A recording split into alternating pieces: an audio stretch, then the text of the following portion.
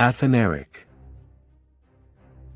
Athanaric, died 381 CE, was a king of the Thervingi Goths, better known as the Visigoths, and, according to some sources, the first and greatest king.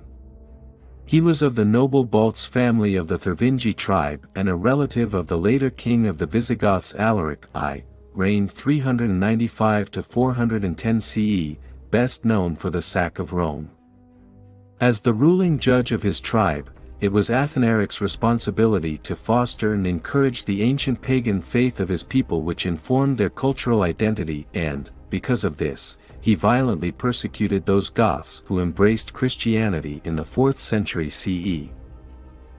According to legend, he had sworn to his father, Eoric, that he would never set foot on Roman soil and would remain an enemy of Rome. This story has been modified by recent scholarship to suggest that Athanaric's position as judge prevented him from leaving his tribal lands or encouraging cross-cultural exchange, and is supported by the fact that, once he was no longer a judge, he was received at Constantinople as an honored guest of the Eastern Roman Emperor Theodosius I c. 381 CE, where he died.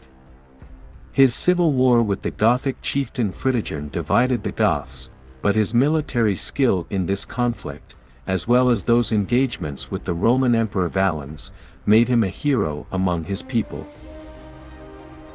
The king of the Goths was known as a Rex, pronounced Rix or Rex, and translated as judge, and, according to the work known as the Ostrogothic Origo, co-ruled with another who held the title of Dux, a word meaning leader or general, and, later, becoming duke. The Rex was responsible for governing the people and maintaining tribal customs and beliefs, while the Dux was a military commander in charge of the army. Athanaric's grandfather, Athanaric, seems to have held both positions or, at least, was a judge who also waged war. According to the historian Herwig Wolfram, Athanaric was the most eminent Goth of his time, and may have been the supreme commander in the defensive war against the Romans, Athanaric the Visigoth, 264. Athanaric's father was Eoric, who would inherit the title of judge, but may have originally been general of the army, the Dux to his own father's Rex, and who fought against Roman incursions into Gothic territory. In 332 CE Eoric was sent, or went willingly, to Constantinople as a hostage to guarantee the compliance of the Goths with a peace treaty recently signed with Rome. He was so well respected that the Emperor Constantine the Great, 272 to 337 CE, had a statue of him erected to honor him, and he was treated well during his stay among the Romans. It is not known what he experienced in Constantinople, but, whatever it was and whatever honors were shown him, nothing made him like Roman culture any more than he had when he fought against it under his father Athanaric. Following Eoric's death, Athanaric became judge in his place, and may have appointed a general or may have ruled alone. At what date he assumed rule is unknown, but he was recognized as the king of his people in 365 CE when the Roman usurper Procopius rebelled against Valens, won a sizable portion of the army to his cause, and took control of Constantinople while Valens was away on campaign in Asia Minor. In accordance with the treaty between the Goths and the Romans of 332 CE, Procopius, claiming a direct relationship with Constantine, insisted that Athanaric send troops to help him maintain his position should Valens return. 3,000 troops were sent but arrived at Constantinople in May of 366 CE to find Procopius had been assassinated. They turned around and marched towards home, but were subdued by the Roman army under Valens' authority as enemies of the state who had joined Procopius' side. The 3,000 Goths were interred while it was decided what to do with them. Athanaric wrote to Valens demanding their release, and Valens responded by sending ambassadors to hear the king's side of the story.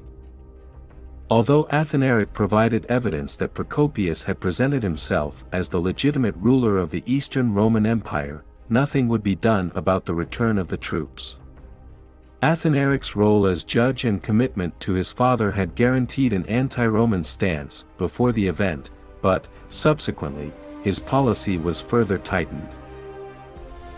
The Emperor Valens, r. 364 to 378 CE, was a vain and proud man who sought the kind of glory in battle which had enshrined earlier emperors like Caesar or Pompey.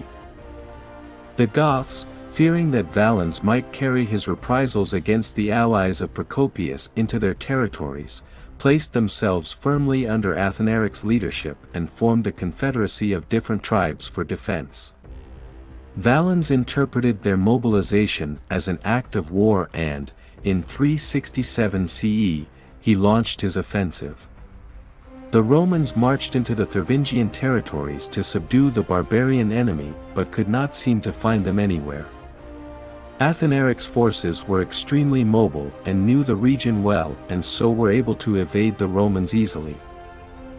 Valens, for his part, seems to have believed that he had the element of surprise on his side and that the Goths had no idea he had even invaded.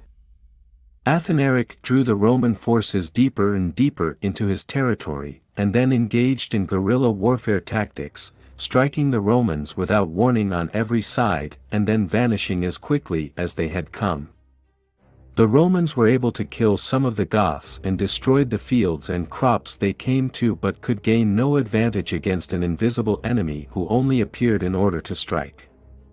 Valens had invaded the region in the spring of 367 CE and, as Ammianus notes, returned in the fall, without having inflicted any serious damage on the enemy or having suffered any himself.